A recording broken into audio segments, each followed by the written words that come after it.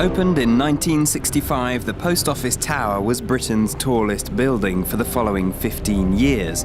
And despite being some 620 feet high, its looming presence was expected to go unnoticed. Because, due to the role it played in beaming civil defence messages across the nation, it was protected by the Official Secrets Act. And that meant that not only did it not even appear on the map, but technically it was illegal to take photographs of it. Today, that's not the case. And I'm on a mission to discover a fresh angle on London's original super tower. And find the photographic beauty in the detail. It was the war photographer Robert Capa who said if your photographs aren't good enough, you're not close enough. And that's a maxim that applies perfectly here. Looking straight up, it's not the most comfortable position to take pictures from, but all of the surrounding buildings create this amazing pattern of geometric lines that converge on the very top of the tower. And zooming in reveals a telling detail, the circular shape of the tower, which was used to give it the strength to withstand the force of an indirect nuclear blast. But you can't fully appreciate the tower from down here, and I'm giving most of the 843 steps a miss. Lift going up. In what is one of the fastest lifts in Europe. The lift is now travelling at 1,400 feet per minute. Here's a problem. But even this can only take us so far. 36 floor.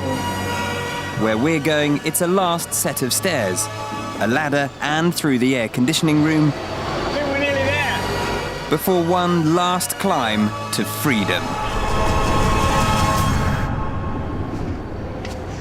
Now that is what you call a view. And when this tower was first built, it needed to be.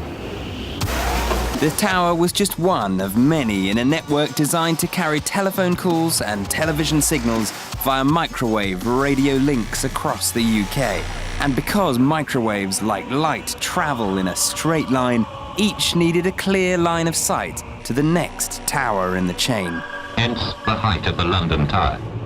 Today, the Post Office Tower is the BT Tower, and the microwave dishes that did encircle this entire floor have been replaced by a modern network of fibre optic cables, and all of those are buried in the ground 30 stories beneath my feet. But the unparalleled panoramic vistas it offers over the capital remain.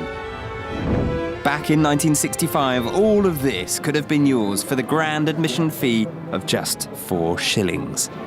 More than 1 million people went to see the view during the first year of operation. London had never had a view like this before. And neither had they had this particular dining revolution. A rotating restaurant floor that, having been tested for smoothness in an aircraft hangar by pouring cups of tea, offered diners a complete panorama of the capital in just 22 minutes. Here it would seem the sky is really the limit. Sadly, the public viewing galleries and restaurant are no more, but the floor does still turn. And to capture a sense of that 1960s glamour, we've been given special permission to start it up. so I've set the camera up on the tripod. I've got a timer to take a photo about every 10 seconds. And once this thing gets going, then we should have our own panoramic shot in no time. It's not every day that you get to use a landmark building as your very own motorised panoramic tripod. And this, for me, is the beauty in the detail of the BT Tower. I can't help thinking that we could do better, though.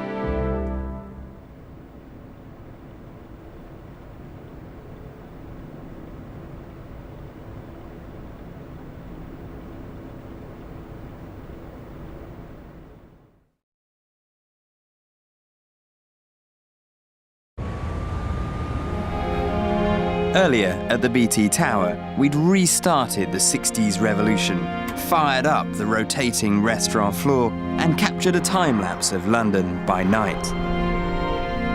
And by stitching together our shots, we've made a 360-degree panorama far wider than can be achieved in just one shot. But I'm not the only one to spot the tower's unique photographic potential, because a team of specialist photographers led by Geoffrey Martin are setting out to create the most detailed panoramic image of a city ever made. We were asked to create the largest photo in the world, and I've thought for a few years now that BT Tower would be actually a perfect location for that. It's like a giant tripod. And on that tripod, 4 computerized cameras with telephoto lenses will each snap a grid of images that make up 1/4 of the panorama. So it's about 160 pictures across by 76 pictures in increments. Okay. It'll take more than 12,000 pictures on each position, so nearly 50,000 photos. So 4 times 12,000 pictures? Yeah. Wow. It's a process that will take over an hour, and in theory, during that time, a single person could be photographed multiple times in different places across the city.